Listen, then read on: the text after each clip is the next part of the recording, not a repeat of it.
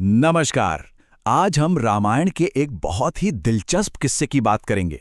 एक ऐसा किस्सा जहां भक्ति की सबसे बड़ी परीक्षा होती है।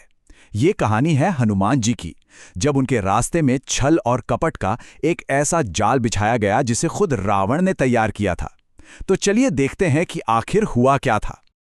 ये आवाज अहंकार की है, लंकापति रावण की। जरा सोचिए, जिस रावण ने कैलाश पर्वत तक को हिला दिया था, उसका घमंड उस वक्त चकनाचूर हो गया जब उसने देखा कि उसका ब्रह्मास्त्र भी एक वानर का कुछ नहीं बिगाड़ सका। ये तो उसके लिए एक बहुत बड़ा अपमान था, और बस इसी बौखलाहट में वो कुछ भी करने को तैयार था। अब रावण के लिए ये बात समझना नामुमकिन हो रहा था। वो सोच रहा था, अरे ब्रह्मास्त्र जिसके आगे देवता भी नहीं टिकते, मैं खुद झुक जाता हूं, उसका इस वानर पर असर ही नहीं हुआ, कैसे? ये सवाल उसे अंदर ही अंदर खाए जा रहा था, और इसी हताशा ने उसे एक खतरनाक और कपटी योजना बनाने पर मजबूर कर दिया।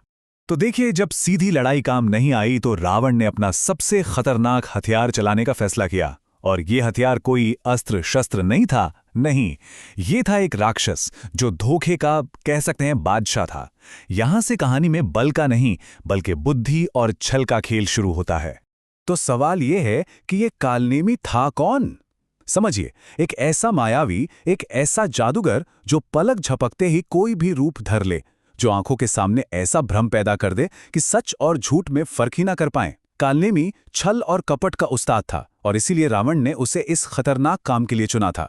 और देखिए, कालनेमी सिर्फ रूप बदलना ही नहीं जानता था, उसकी शक्तियां तो इससे कहीं ज्यादा थी। वो मन की गति से आकाश पाताल कहीं भी पहुंच सकता था। मतलब जो सोचा वहां पहुंच गया। उसकी रग रग में छल और कपट भरा हुआ था। रावण को पता था कि हनुमान जी जैसे भक्त को बाहुबल से नहीं बल्कि ऐसे ही किसी माया जाल से रोका जा सकता है। रावण का आदेश एकदम साफ था, जाओ उस वानर को ढूंढो और किसी भी तरह उसका काम तमाम कर दो। और इस काम के बदले इनाम क्या था? लंका का आधा राज्य। जरा सोचिए, इससे साफ पता चलता है कि रावण के लिए हनुमान जी कितने बड़े खतरे बन चुके थे।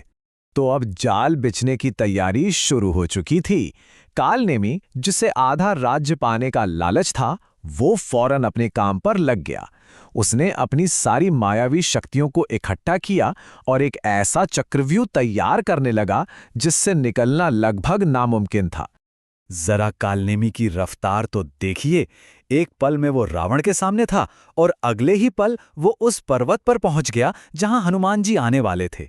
उसने एक साधु का वेश धरा, अपनी सांसों पर काबू किया और हनुमान जी के रास्ते में ऐसे जाकर बैठ गया मानो सदियों से तपस्या कर रहा हो। अब ये जो सीन था ना, ये धोखे का एक परफेक्ट एग्जाम्पल है। एक पापी राक्षस जो किसी की जान लेने आया है, वो एक शांत पवित्र साधु बनकर भगवान शिव के मंत्र जाप कर रहा है। सोचिए, ओम नमः शिवाय की आवाज गूंज रही थी। माहौल में पवित्रता का ऐसा भ्रम फैलाया गया था कि आने वाले खतरे का अंदाजा लगाना भी मुश्किल था। और फिर वो पल आ ही गया। एक तरफ कर्तव्य के रास्ते पर चलते हुए हनुमान जी और दूसरी तरफ कपट का जाल बिछाए कालनेमी। भक्ति और धोखे का अब आमना सामना होने वाला था। यहां पर देखिए, दोनों के मकसद में जमीन आसमान का फर्क है। एक तरफ है हनुमान जी, जिनका एक ही लक्ष्य है, अपने प्रभु के भाई की जान बचाने के लिए संजीवनी बूटी लेकर जाना। और दूसरी तरफ है कालनेमी, जिसका लक्ष्य सिर्फ और सिर्फ हत्या और लालच है। यहां असल में दो दुनियाएं टकराने वाली थीं। तो हनुमान जी ने जैसे ही उस साधु को देखा, उन्होंने प्रणाम किया और बड़ी विनम्रता से अपना परिचय दिया। उन्होंने साफ साफ बताया कि वो यहाँ किस लिए आए हैं और उन्हें औषधियों को पहचानने में थोड़ी मुश्किल हो रही है, इसलिए वो मदद चाहते हैं। और बस यहीं पर कालनेमी ने अपना पहला पासा फेंका। उसने अपनी दिव्य दृष्टि का नाटक करते हुए कहा, बेटा, तुम तो बहुत थके हुए लग रहे हो। ये एक क्लासिक चाल है ना? पहले सहानुभूति दिखाओ और फिर अपने जाल में खींचो। ये हनुमान जी को उनके लक्ष्य से भटकाने की पहली कोशिश थी। लेकिन हनुमान जी वो तो अपने कर्तव्य के प्रति पूरी तरह से समर्पित थे। उन्होंने बड़ी विनम्रता से लेकिन मजबूती से मना कर दिया। उन्होंने साफ कहा कि उनके पास पानी पीने तक का वक्त नहीं है, क्योंकि वहां लक्ष्मण जी के प्राण संकट में हैं। उनका पूरा ध्यान सिर्फ और सिर्फ अपनी जिम्मेदारी पर था। तो अब ये कोई मामूली बातचीत नहीं रह गई थी, ये तो दो ताकतों की लड़ाई बन चुकी थी। एक तरफ कालनेमी की माया थी जो किसी को भी अपने वश में कर सकती थी, और दूसरी तरफ थी हनुमान जी की भक्ति, जो किसी भी पर्वत को हिलाने की ताकत रखती थी। जब हनुमान जी नहीं माने तो कालनेमी ने अपना आखिरी दांव खेला, सबसे बड़ा दांव।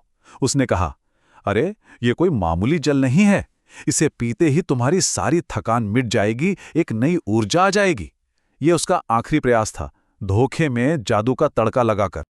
और हम इस कहानी को इसी मोड़ पर छोड़ते हैं एक सवाल के साथ। सवाल ये है कि जब अटूट कर्तव्य का सामना एक शातिर धोखे से होता है तो जीत किसकी होती है? यह सिर्फ एक पौराणिक कथा नहीं है, ये एक ऐसा सवाल है जिसका सामना हम सब अपनी जिंदगी में कभी न कभी करते हैं। इस पर सोचिएगा जरूर।